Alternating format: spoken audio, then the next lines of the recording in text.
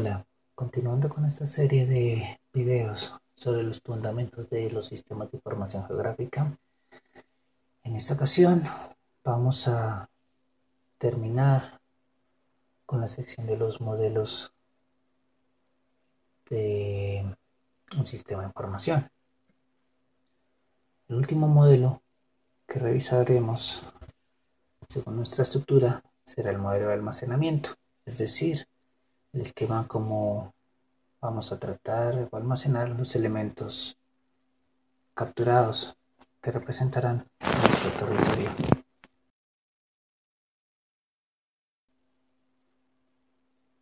Este modelo lo que busca realmente o básicamente es minimizar el espacio ocupado por los datos y maximizar la eficiencia de los cálculos. El modelo de almacenamiento hace uso de las bases de datos, es decir, busca que los datos sean manipulados y almacenados de una forma estructurada y sistemática. Con esto, facilitar su utilización posterior. Algunos términos que son utilizados en esta jerga nos pueden sonar familiares, son los que se exponen en la imagen del costado derecho. Por ejemplo, podemos decir es una tabla de datos. Decimos que está compuesta por diversas filas, por columnas, que la tabla tiene un número determinado de filas y unos valores dentro de cada celda. En el caso de las bases de datos o modelo relacional, diríamos que una relación hace referencia a lo mismo que sería una tabla. Una tupla sería un ingreso de un elemento, es decir, una fila. Y un atributo, como vemos aquí en esta tablita, correspondería a las columnas.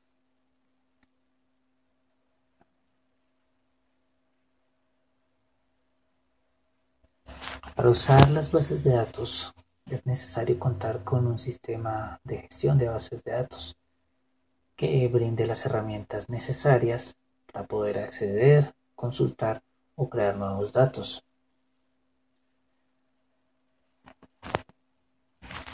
Al momento de estructurar la base de datos, es necesario que se realice un correcto modelamiento de las relaciones, es decir, revisar elementos como la cardinalidad para poder obtener consultas y análisis de una forma optimizada, tanto de recursos y resultados. Por ejemplo, una persona que sería una tabla puede tener diversas características o atributos como una ciudad de nacimiento, un número de identificación, la altura, la edad, un nombre. Lo mismo puede ocurrir con una ciudad, una tabla ciudad, donde tendríamos unos atributos o características de la ciudad como el nombre, la cantidad de habitantes y la superficie ocupada o el área que ocupa la ciudad. El caso de la cardinalidad sería, si leemos de izquierda a derecha, que muchas personas pueden nacer en una ciudad o una persona nace en una ciudad. Y de forma contraria, en una ciudad nacen muchas personas.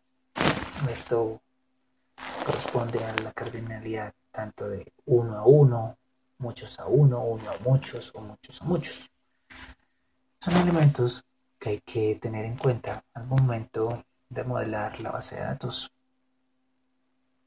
Un ejemplo de las relaciones que pueden realizarse en la base de datos es el mostrado, donde a partir del campo de la ciudad se relacionan los datos de las dos tablas. Allí relacionamos la tabla personas con la tabla ciudades. Las dos últimas columnas, por ejemplo, son traídas de una tabla general que se llamaría ciudad o ciudades y se realizaría una respectiva relación para agregar información sin necesidad de duplicar estos datos. Es importante que se defina correctamente las tablas y sus atributos para no obtener resultados distorsionados que sean resultado de una interpretación y una administración incorrecta de la información primaria. Aquí vemos un ejemplo cuando se trata de definir este modelo de relación y la estructura de la base de datos, donde por cada elemento discriminamos los atributos o características que nos interesa capturar en campo.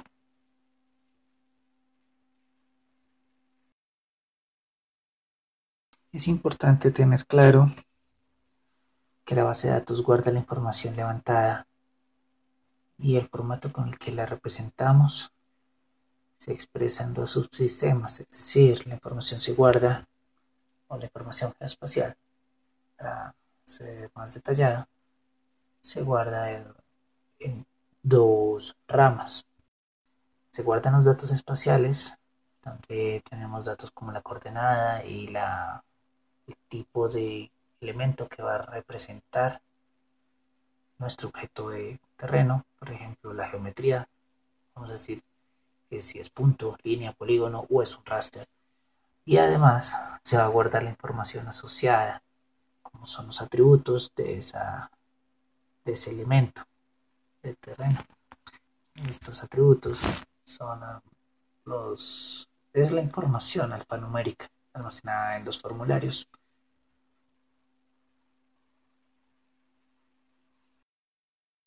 Recordemos que la información primaria se puede obtener a partir de la captura de datos, como la digitalización, la captura en campo mediante técnicas de topografía, geodesia, agrimensura, captura mediante sensores remotos, imágenes satelitales o a partir de información o publicaciones de servidores geográficos, como son los servicios de mapas o WMS o los servicios de características o entidades como los WFS. Y de la misma manera se puede generar nueva información a partir de estas fuentes primarias. Esta información puede ser un insumo generado a partir del procesamiento, ya sean por procesos internos como buffer o áreas de influencia, cortes o clips.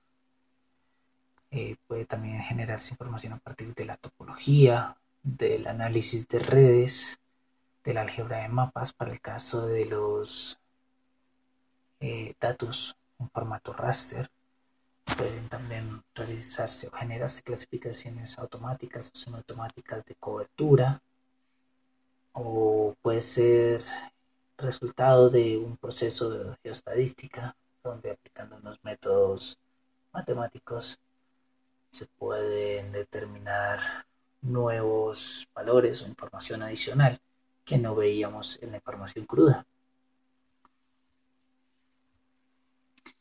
En esta imagen podemos apreciar diversos productos que se pueden generar con el análisis y gestión de la información espacial. Por ejemplo, perfiles, como vemos en esta imagen en la parte superior izquierda, modelos en 3 dimensiones, como vemos en la parte derecha, cartografía temática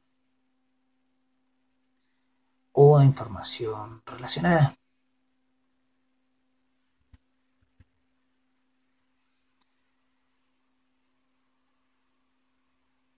Hasta aquí vamos a dejar esta sección de los fundamentos de sistemas de información geográfica. Esperamos que sea de utilidad y nos vemos en una próxima ocasión. Muchísimas gracias.